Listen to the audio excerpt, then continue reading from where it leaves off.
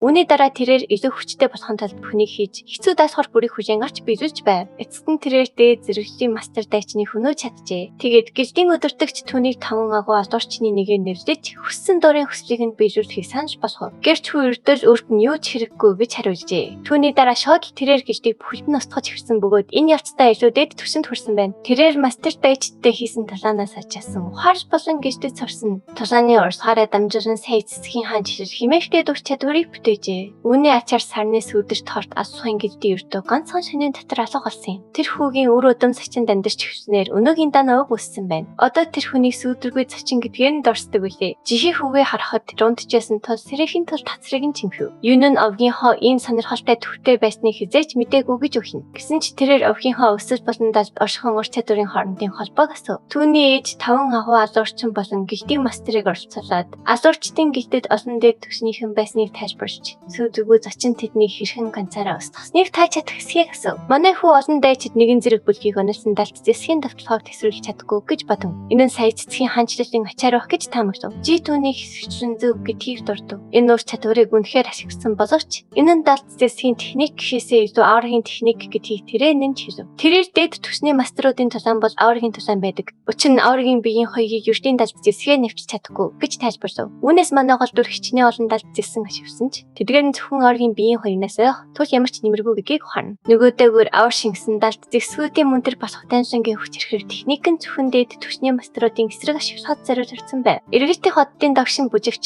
тагсан төмрийн хичрхийнүүд ч хүчний хувьд үүнтэй харьцаашгүй бөгөөд энэ техникийг барьж явах нь дээд түвшний мастер ч хэцүү гэдгийг тэрээр цаасан тэмдэглэв. Санамсаргүй байдлаар чихэн манай Баатрийг үнийг хэхэн боломжтой гайхаж байгааг анзаарна. Тэрээр үүний хариултанд далд хүчний оршихуун ур чадвараас олддог гэж хэлв. Энэ ур чадварыг идэвхжүүлэхийн тулд хүн сацаар нурсах бүр дотоод хүчийн 12 хүчний сувгийн аль нэг нь төвлөрүүлэх ёстой. Тэгээд үндсэн хүчийг ашиглан урсгалыг хааж хүчний сувгийг шатдаг бөгөөд энэ нь дотоод хүчийг хадгалж өрддөг. Үүнд дээд түвшний мастерууд хүч хордогдож болно. Тухайн үеийн дотоод хүчний түвшин буурах нь үнэн боловч туршлаг. Хоолтой хүмүүс хүчээ амархан нөхөж чаддаг бөгөөд энэ үе явцыг 12 удаа давтаж дотоод хүчний сөв бүрийг лацснаар дотоод хүчийг хамгаалдаг үндсэн хүчин нэгдэж аврагийн биеийн хоёрыг гэрвдэг шин хамгаалалтын бамбайг үүсгдэг. Логийн хайрсан ертийн аврагийн биеийн хоёрнаас илүү сайн хамгаалж болдог бөгөөд нэг шигээ логийн хайрч бат бүх байдаг гэж жавыг тайлбарлав. Голд логийн нямсгалын хор шиг хүн бүр үүнийг луутай харьцалдаг болохыг нь тэмдэглэв. Тэгээд түүний ээж хүчний сувгуудыг цацдах нь зөвхөн биеийг хамгаалаад зогсгүй гэж нэмж хэлв.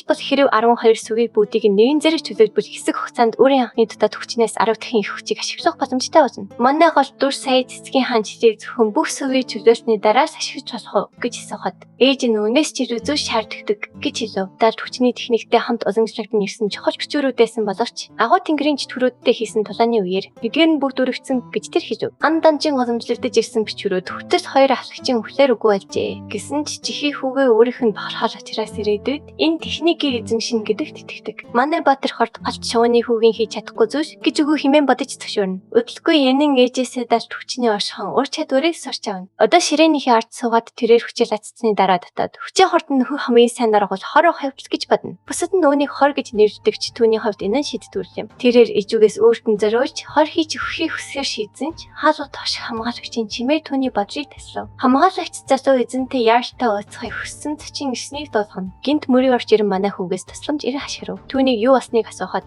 тэрээр гинт хүчин хүчээр хэмээн хашгирна. Ян мөрөд ихчигээ эмчхээний өргөөлөө авч явах хэрэгтэй биш үү гэж хортхон асуув. Гэвч мөрөө тэнд аль хэдэн удаа очсон бөгөөд ихчийнх нь биеийн байдал имээр эмчлэх боломжтой зүйл биш болж таарсан хэмээн уйлав. Манай Баатар үүнийг дотоод гинтэж байж магадгүй гэж гайхад мөрөө энэ нь үнэндээ 9-ийн сувгийн хүчний түвжил гэж тайлбарлав. Үнэндээ дүрцэх нарны ордноос гадна хойд тэнгисийн мөсөн ордонч тулааны орсогтой хүчний түвжилгийг ашигладаг байв. Мөсөн ордны гишүүд мөсний тулааны орсохоор хичээлдэг байсан бөгөөд энэ хүчтэй төрхөн тэдгээр хүмүүсийн хувьд ажиллаж болон өрмөц ур чадварт тооцогддог байжээ. Тэднийг гадагш гарахад манай хүү болон мөрөө нар мөсний тулааны орсохоор хичээлдэггүй. Хүмүүс хэрхэн аажмаар хүчний түвжилээс бож завдаг тасаар ирсэн. Тэгээд тэрээр түүнийг болон ихчийг нь хойд тэнгисийн мөсний өрөөдөн мэсхийг асуухад тэр толгой төгсөнд шууд өрөөдөн нь биш гэдгээ тодруулав. Дээр үед мөсөн ордны өрөөдөн сачин суршиж дан авахтай гэр бүл болжээ. Хүмүүс хүчний түвжирлийг мөсний тулааны орсолт суралцсанаар эмчиж болно гэж ярьдаг. Гэвч дан авахт гişүүд нь зөвхөн хор болон далд зэсгийн талаар суралцдаг байна. Үүний улмаас тэдэнд энд мөсний тулааны орсохоос юу ч үлдээгүй бөгөөд өвөг дээдсийн навчирсан техникүүд хэдийнэ мартагджээ. Одоо хүчний түвжирл нь хэдэн 10 жил тутамд гиний өвчин шиг ижигдэг болсон байна. Тэгээд энэ удаад мөрөгийн ишч үнээс бож ханж байгаа ажээ. Юнэн ямар нэгэн зүйл хэлэх гэж байтал мөрөө тэднийг гэртгсний дуусгав. Доктор ихчийнх нь биеийн бэж олонд орсон байлаа. Тэрээр хөлдөж хөждөөсөн бөгөөд нүдэн данаастай. Сэрч чадахгүй. Манай гол дүр өрөө хүйтэн энергис болоод хөлдөж байгааг анзаарна. Тэрээр мөрөөрөө эргэж харахад тэр өөрч буй мөрөө түүний ихчийн одоогийн байдлаас болохоор юу ч амж чадахгүй гэж хэлв. Эгч нь хүүднийг эсэргүүцхийн тулд төрөлхийн манай цөмөө ашигланхийн сувгуудаа хаасан бололтойч одоо хязгаартай толсон байгааг гэр тайлбарлаа. Эцсийнээр хинжээ болгож тэр хүүдийн энергийг хаахад бүхнээ зориулахын тулд хонсроо хүртэл авсан байв. Мөрөө ихэр татан уйлж тэдний хийж чадах зүйл байгаа эсхийг асуу. Түүний хэсэг аз ноход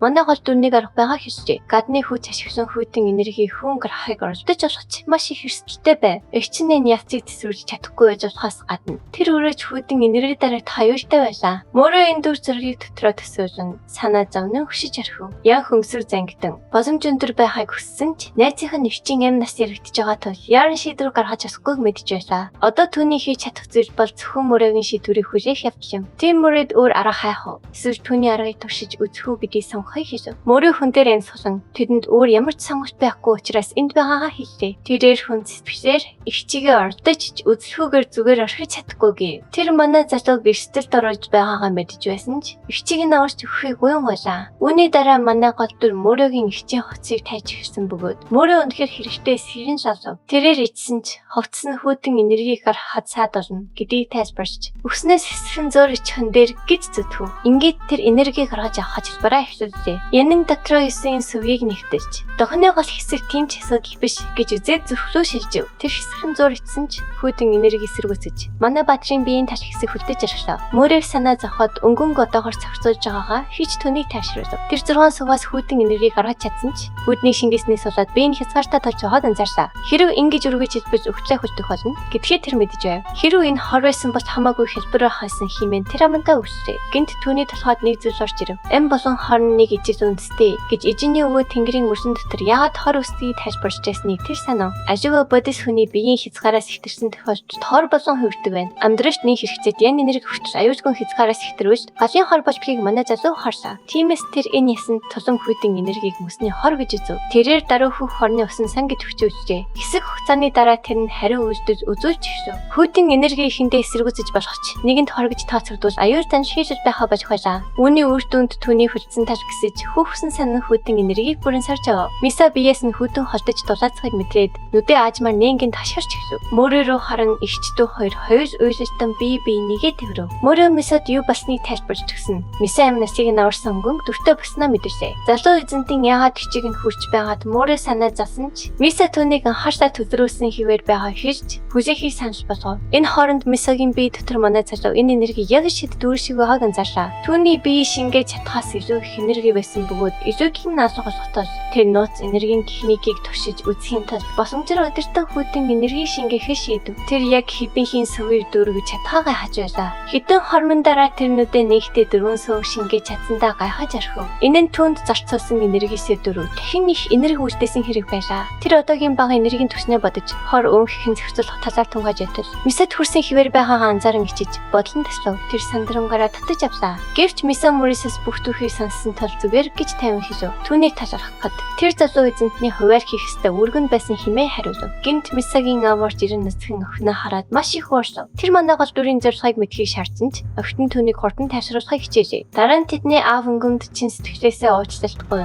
дахин бүхийж өршөөж өгсөв. Манай Баатар үүнийг амархан буруугаар ойлгож болох нөхцөл байдал байсныг хүлээн зөвшөөрч бүрэн ойлгож байгаагаа хэлжээ. Аав нь охин нь өөртнөөс лах боломжтой болсон талархаад барахгүй байгаагаа хэлж ихэр татан уйлв. Тэрээр эхнэрийн хотолтойчин байхдаа уулзаж даа намагт суушхаар шийдсэн байжээ. Харамсалтай нь түүний эхнэр мөн гэхийн сүгийн бүлэглээс болж чанаж байгаад нас барсан аж. Огтоо аврахын тулд тэрээр эмчилгээ хайж бүх зүйлээ зориулсан боловч юу ч алаагүй байв. Тэр гэр бүлийг нь аварсан манай залуу талархан уйлж түүний төлөө юу ч хийхэд бижин гэдгийг амлав. Ян тэр зөвхөн хийх ёстой зүйлээ хийсэн гэж тайлбарлаа. Үүний дараа манай Баатар хотолтооны гэртийн хувьд энэ газар нэлээд чимээгүй анхааг тэмдэглэв.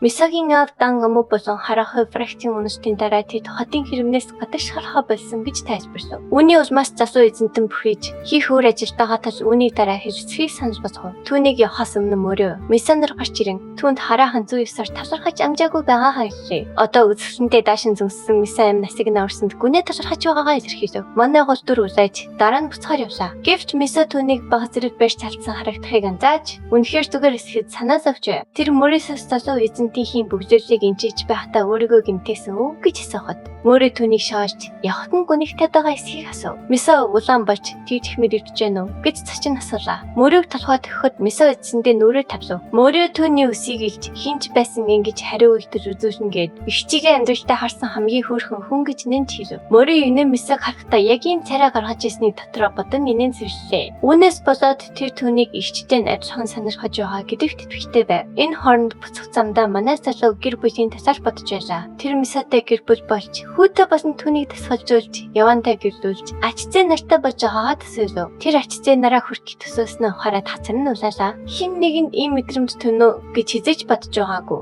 Тул тэр инээмсэлж үүнийг жирийн амьдралыг хүсэж байгаагийн нэг хэсэг болов гэж тааварлав. Тэр Мисатай удахгүй дахин уулзахыг хүсэж байлаа. Гэвч тэр Мисагийн авийн өмнө нь хүндсэн асуудлыг санав. Тэр харанхуй фракцийн өдөртөгч гижин югийн талаар бодож эхэллээ. Тэрээр агуу тэнгэрийн чөтгөрийн эзэн шиг омгийн үнэртэн шууд орцаагүйч. Сонгон шалгаруулалтын үеийг харагдсан шиг аюул занж хийж байсаар байв. Манай баатар Сачааныг хамтран эзэмшиж байгаа цагт мөргөрдөн гархан гарцаагүй гэсэн дүгнэлтэд хүрлээ. Сачаанд харанхуй фракцийн нөтөд дисгэр болох зүрхэн гал орсгал. Сэлэндан омог хурцтай хүүчж байгаа тухай тайшин хүлээн аваа. Тэр алимнаасаа нэг хазаад тайшин тимч хач холбогдлоо гэсэнгүү. Дараа нь тэр дан омгоос хол байхыг анхааруулсан гэгчний хүүдэн сануулгыг санав. Чабан гөрсгөлийн өдөртөгч инжээ утунд эзнийх нь өөр хилэн дарагт хүртэл хүлээхийг сануулж байсныг тэр мөн туршлаа. Дан омгийн шинэ өдөртөгч болон залгамжлагч хоёулаа дээд түвшинд хүрсэн байхад хүн бүр юу ч хийхгүй байхыг шаардж байгаа Зиам хүмдэн иртвч рүү алимаа шидлээ. Тэр инхүү мог болон Янсчан нарын өсийг хараахан авч чадахгүй байгаадаа хүмдэн хумсаа хэмлэв. Гэнт тэрээр ирэх Сачааны хүлийн авалтад дан омгийн залуу эзэнтнийг урах эзнийхээ тушаашийг санаад ознов. Тэрээр энэхүү хүлийн авалт сайхан боломж олгоно гэж бодон ижтэй инээмсэллээ. Тэр хүлээхэн түүний зам биш гэдгийг хүлээн зөвшөөрч нүдэн аних бүрт инхүү зүудэнд нь үзэгдэж өшөөгөө авахыг шаарддаг гэж нэмж хэлв. Тэрээр өөр хилэнгээ дарахын тулд дан омгийн сүүлчийн гишүүнийг хүртэл устгахаар сэтгэл хөөрөн шийдлээ. Тэрээр эртгэгч рүүгээ осцоо унарчсан харцаа ширтэж түүний гуйлтыг үлтэн тэр дорн шатаач ярхав. Үүний дараа сайн манай залуу зөрүүлж мартагч хөөзөж бэлтгэж шийдлээ. Хурцтан дээр хорны эзэн багийн ахмад тасан чихог 2 дугаар хасагчаас тэдний цаашдын төлөвлөгөөний талаар асуув. Чихтэн омгийн өдөртөгч болсноос хойш дэндүү их зүйл алдснаа 2 дугаар ахлагч хүлээн зөвшөөрлөө. Гэвч тэрээр Жиховк руу одоогийн энэ хүн байж төрсөн зүйл нь түүний босон хүүгийнх нь үйлдэл байсныг сануулж яагаад түүнээс асууж байгааг нь асуув. Тэр Мончин руу зааж өөрөөсөө хамаагүй хүчтэй хүнтэй яагаад хэрүүл үдсэнийг уртаар асууж Мончин болон Жин нарыг амьдралынхаа бүтээлийг сүдэлсэн гэж буруутгав. Энэ хооронд Мончин омгийн өдөртөгчийн дэрэг тэгж ярьж байгаад нь зэвүүцэн 2 дугаар асуугчид маш их уурж байлаа. Тэр манай залуу өнгөнгий дотроо хараад гарын эдгингүү төшөөгөө авахад тангарвлав. Үүний дараа Жиховк хүүн ингээд тогтоон барихын тулд тэнцэж байгаагаа хэлж асуултаа дахин татан асуулаа. Үүний хариуд хороогийн 2 дугаар ахлагч нүдрага зангидан тип гэж мэдэгдэв. Зүгээр лаваа орох хөстэй байж маргааш нь манай баатар дан өвхийн 10 хор болон бүсэд төвчлийн аюултай хорт бодисыг хатгалдаг дээд хорны зориг зэрв. 3 дугаар ахлагч чалагдхаасаа өмнө хорны зориг хариуцдаг байсныг тэр сансан бөгөөд одоо тэр босон харахаа хорны танхим хамттай үнийг өдөртөж байгааж үүдний харуулууд залуу эзний хүнд түштэйгээр ухтан орлаа. Дотогш орохоос өмнө харуул янт дотор хортой агаараас хамгаалах хор зайлуулагч үрлэв. Энэхүү үрлийг амандаа байж хол ихэнх хорыг шүүж цэвэрлэх хачирхалтай нь манай гол төр үний хэрэг байхгүй гэсэнд харуулж тачирдв. Ян талхаас хэсрэн энэ үрлийг 3 дугаар ахлагчийг оролцуулаад олон хүн хэрэгсэн байж таарна гэлээ. Харуул үнийг үргэлж цэвэрлэдэг бөгөөд манай баатар хорны дагшлаатай байсан ч хэрэглэх ёстой гэж зүтгсэн ч манай хүүд цохиулан үрчлэгээ хамт ханлаа. Үүний дараа Янин зөөр рүү асхан оров. Тэрээр 10 хорыг хатгалдаг газар тул энд бүх зүйлийг маш сайн арчилж тарцныг анзаарав. Тэрээр харуулын юунд санаа зорж байсныг эцэст нь ойлгов. Хэрв жирийн дайчин орсон бол тэр дорой ам өрөвдөх байжээ. Нууц энергийн техникээс болоод өөрийнх нь энерги суларсан ч эндхийн анхаар үнэхээр өвхийн аюултай байв. Гэвч хөх хорны цөөрөм техникээ төгс эзэмсэн тул зөөрөөр алхан түнд зэрэг түрээшингэр зогоолч буй мэт санагдана. Тэрээр хортой агаараар амьсгалж хорны эмчилгээ хийлгэж байгаа мэт таашаас авах бөгөөд үүний дүнд дотоод энерги нэмэгдэж байгааг мэдрв. Гэсэн ч энэ нь түүнийг бүрэн сэргээхэд хангалтгүй байлаа. Тиймээс хамгийн зөв арга бол 10 хор шиг хүчтэй хор уух явдал юм. Гэвч өвгийн хуйлаар тэдгэрийг хувийн зорилгоор ашиг сохыг харуулдаг гэдгийг тэр санав. Үүнээс болоод тэр эжонос жиргэн гүйхгүй явтаа гэж бодно. Гэнт тэр ямар нэгэн хэвийн бус зүйлийг мэдрв. Түүний зогсож буй газрын агаар ажиж байх шиг санагдана. Ойртоод сайн харуул энэ нь хор хормог үзэгдлийн хамгаалалтын бүрхүүл байлаа. Жагас овгийн техникээс өөр юм бүрхүүл яагаад тэдний хорны зорд өжидөг үлээ хэмээн тэр гайхан. Мэдх царын ганц цар байсан тул тэр техникийн ашиглан бүрхүүлийг зүсэж нөө цонглыг очиж ирүүлв. Түүний өмнө лацтан хамгаалах цаасан сахисууд игнэн байршжээ. Энэ нь жагас ових биш, харин нөөц танистын техник гэдгийг шууд танив. Өмнөх амьдралд түүний багш тэднээс цөөнгөө мэддэг байжээ. Түүний багш эрдэнэ тухангуу дуртай байсан шиг эдгээр хүмүүс нөөц таниад донсон байв. Тодорхойлбол нөөц таничид таны шидийг эзэмсснээр өсгөө мөнхийн сүнс болохыг ирмэлцдэг байжээ. Багш нь түүнийг дасгал сургуулж болгож тэдний хоормог талбарт хайжсэн үе манай баатар сансан бөгөөд тэнд тэр өртөмөн хизээч харж байгаагүй амьтдтай толгоч байжээ. Нэг зүйл тодорхой байгаа нь тэдгээр таничид зөвхөн өөрсдийн сонирхлыг татсан хэрэгтэл оршдог явдал юм. Тиймээс тэд яагаад хорны зар дотор хамгаалалтын бүрхүүлээ байрлуулсныг тэрогтой зохгүй байв. Өрдөн өнөнгийн багш нөөц таничдыг хувиа хичээсэн. Мөнх амьдрахын тулд чөтгөр шаланд бие зэрүүлдэг хүмүүс гэж хэлж байжээ. Багш нь тэдэнтэй ярилцах хүртэл өдөр бүр заддаг байснараа найзууд болсон гэж манай хүүд хэлж байв. Одоо манай гол дүр найз нөхөд болох юм өвөрмөц царгыг хуваалцчихсэн багшийг нь хүн дахин хизээч олдохгүй гэж бодно. Энэ нь дан овгийн хонд тэдний анхааралыг татсан зүйл байгаа гэж үздэг. Ян цааш нь ажигтд зөөн сахисаар тогтоон барьж байгаа ч өхий аюултай утаас ассан маш хартай зүйлийг олж харав. Тэрээр анх харун хорны жоригоос хор ирсэн ч одоо үнээс хавгүй илүү сонирхолтой зүйл оллоо хэмээн инээнсэв. Ингээд тэрээр шалгахаар хонгож руу алхан оров. Энэ үеэр дотор байсан хин нэгэн халдвчийг мэдэрчээ. Тэд ирсэн хүн сүдргүй зачин биш байгааг анзаарав. Тэд хэр удаан хугацаа өнгөрснийг гайхаж байгаа ч эцэст нь манай хүнгээр сарлах татаа санаа зовж байв. Дотор яа наажиг болсон гэж бодож байсан 10 дахь хорыг олжээ. Хортой вар тэр чихтэй сахисаар бүрхсэн байв. Ийм хатуу арга хэмжээ авах шаардлагатай ямар хор байдаг вэ? Химэн гайхаж тэрээр вар дуу гараа сонгов. Эсэргүүцэх тань түүнийг цааш явуулсангүй. Тэрээр тарны хүчийг анзаарч үүнийг тайлахад нэлээд их хүч шаардлагыг ойлгов. Тэрээр шидэмийгээр сахисуудыг нэг нэгээр нь зүсэж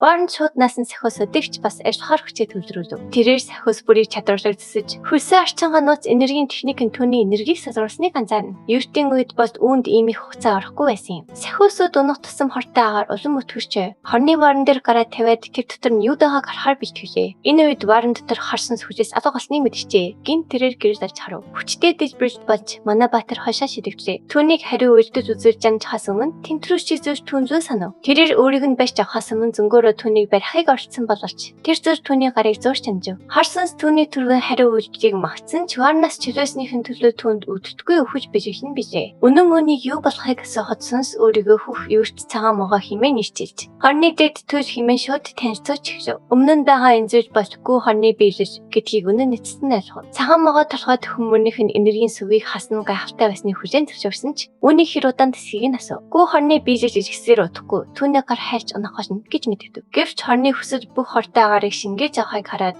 түүний бүх итгэл цонхоров. Цагаан могоо одоо айд сандран түүнийг сүдргүй зачинтай ямар холбоотой гэсэлээ. Баатар маань могоог чанга атхан өөрийгөө түүний үр өдөм гэдгээ хэлв. Могоо санкран манайгаар дүрээс хороо цагсаахыг болох бөгөөд эс бөгөөс өөр төстэй хаюултай байлаа. Гэсэн ч яныг өөрсөн хിവэр байж түүнийг улам чанга атхан бүх хорыг шингээж авах шийджээ. Түүний хорыг сорж эхлэхэд цагаан могоо сандарч яг тэр мөчөд хэрцээр хийхийг санаж болгов. Могоог тайлбарч эхлэхэд манай хүү хэсэг хугацаанд зогсов. Могоо царын ганц хүсчэн лацнаас мултрах явдал бөгөөд хэрэг амьд үлдээ үе түүний тус хамтан болно гэж амлав. Ян үнийг бага зэрэг сонирхсан бөгөөд могоо түүнд итгэвэл хизээч харамсахгүй гэж хэлв. Энэ нь түүний хорны энергийн ачаар түүний энергийн түвшин нэмэгдэнэ гэж тайлбарласан. Манай гол дүр дотроо үндэ санал нэгж галт хийдэг загсны үйл эсвэл галтлууны янзгаж ийм хүчтэй байгаагүй гэж бодно. Шингэсэн энергийн түүний одоогийн дотоод энергийн түвшнээс шууд давч харлаа. Үүний дараа цагаан могоо түүнийг хязгааргүй хорны энергиэр хангаж чадна гэдгээ хэлээд энэ нь түнд илүү ашигтай юу эсвэл одоо бүх энергийг сарж авах дээр үү гэж гинээр асуув. Гэвч манай баатар аюулыг амьд үлдээх нь ухаалаг хэрэг биш бөгөөд өөр газараас ч хороож чадна гэд толгоос эсрэв. Цагаан могоонуудад нулимс цэлгэнэ. Сүүлийн хэдэн 10 жилийг тэр варн дотор зөвхөн ханаа ширтэж өнгөрүүлсэн гэдгээ тайлбарлав. Өхөөртөн бөгөөд гинэн царай гархан могоо нэгэн тач хантан болбол түүний өгнөөс гарч чадахгүй гэж зүтгэв. Хэсэг хугацааны дараа өнөн эцэст нь түнд итгэхээ шийдсэн ч хэрэг ямар нэгэн хачин зүйл анзааруулж тэр дороо устгах болно гэдгийг анхааруулв. Могоо үнийг даруй хүлээн зөвшөөрдөв. Тэгээд манай хүн нөөц таны шидийн талаар юу ч мэдэхгүй гэдгээ хүлээн зөвшөөрч хэн түүнийг өөрийн туслах хамтан болохыг асуув. Могоо энерги ялгаруулж сүнсний утсыг үсгээд үүнийг барьж амгт тэдний сүнс холбогдож могоо түүний туслах хамтан болно гэж тайлбарлав. Үүнийг сонсоод үнэн сүнсний утсыг атхан авлаа. Энэ хооронд гадаа харуулууд залуу эзний дотор хэр удаж байгаа хэлцэж. Тэд сандарч ихэнх түнд ямар нэгэн муу зүйл тохиолдсон биш биз хэмээн гайхна. Нэг нь дотор шарахыг санал болгосон ч нөгөөх нь зорилгоо орохыг хоригдсан гэдгийг сануулв. Юутай ч эрүүч чирэг нэгэнд хамгаалалтын үрсийг амандаа хийгээд шийдвэрж болохч энэ нь тэдний ирээдүйн өвгөн өдөр бичиг аврахад саад болох эсгүй гэв. Тэдний хөдөлж амжихаас өмнө зорын дотроос тод гэрэл гарч газар хөдлөв. хэлв. Хааш хунагдаж нэг харуул залуу эзний зүгээр эсхийг санаа зовон асуухад нөгөө хүн түүнийг гэрчдэж байгааг харав. Дараа нь Яман одоо Аура биеийн хоёуг бол хацууны хайрсаг идэвхжүүлж чаддаг болсноо анзаарав. Жирийн Аура биеийн хоёгнаас ялгаатай нь яг л жинхэнэ хоёуг өмссөн мэт мэдрэмж төрүүлнэ. Цагаан могоог өөрийн тосч хандан болгосноор энергийн 12 сувийг бүгдийг дүүргэж чадсанаар санаад тэрээр инээмсэв. Гэсэн ч манай гол дүр буцах замдаа шидэм маш ханхаарч татсан тул олны өмнө энергийн түвшнээ илүү хинхаар төлөвлөж байна. Дараагийн мөчид цагаан могоо гарч ирээд сүйдэргүй цочин хүч чадлаа нөөдөггүй хаад үнэн нь яагаад бусдын юу гэж бодоход санаа зовох ёстой гэсв. Хэлсэн бүхнийг нь үж томсорсон манай баатар могоог нийслэв. Холдооч нөхдхийг нь санаалав. Өвдөлтийг мэдэрсэн цагаан могоо бусад хүмүүс зөвхөн өөрийг нь зөвшөөрсөн үед л харж чадна гэдгийг хэлв. Мөн ийм ауртай байхад манай хүү дайснуудаач бас хөөж чадна гэж нэмж хэлв. Гэсэн ч юм нь энэ удаад жирийн амьдарсаар амьдрахыг хичээж байгаа тул энэ нь хэтэрхий их байна гэж бодно. Түүнийг энэ удаад гэж хэлхийг сонсоод цагаан могоо түүний хоёрт амьдарсаар амьдарч байгаа мэт ярьж гэн гэд жирийн амьдарч чадна гэдэгт нэрвэзв. Манай залуу эзэн юу гэсэн үг болохыг нь шаардахад могоо авах чадaltaй байхын цаана өргөж шалтгаан байдаг гэж мэддэг. Түүнчлэн хүч чадалтай хүмүүс хойв заяагаар холбогддог тул өмнөх эзэн болох сүйдрэгүү зочны хойгт ч мөн адил байсан гэж нэмж хэлв. Үнэн жуумалсан өөрийнх нь өвөгдөөдөс ч бас түүнийг өдөртөг байсныг онцлоо. Цагаан могоо бухимдаж тэр тухай яриг хүсээд чирэггүй гэж хэлв. Өмнөх эзэн түүнийг нохоо шиг ажиллаж байгаад аюултай гэж үзэн нууц таньшнаар дотор савнд битэмжлүүлсэн гэдгийг хичлэв. Үйл явц улам эрчимжиж эсрэхтэй мөч явтж байна. Дараагийн хэсэгт бүх зүйл эргэж хийн. Дараагийн хэсгийг бусдаас төрүүлж хамгийн шинэ үзхийг хүсвэл эзэгцэн дэх төрийн банкны дааслуу 5,000 төгрөгийн хандив хийгээрэй. Тэгвэл дараагийн хэсгийг хэн нин даруй гаргаж өгье. Таалагдсан бол лайк дарж цогцлоо маань заавал бүртгүүлээрэй.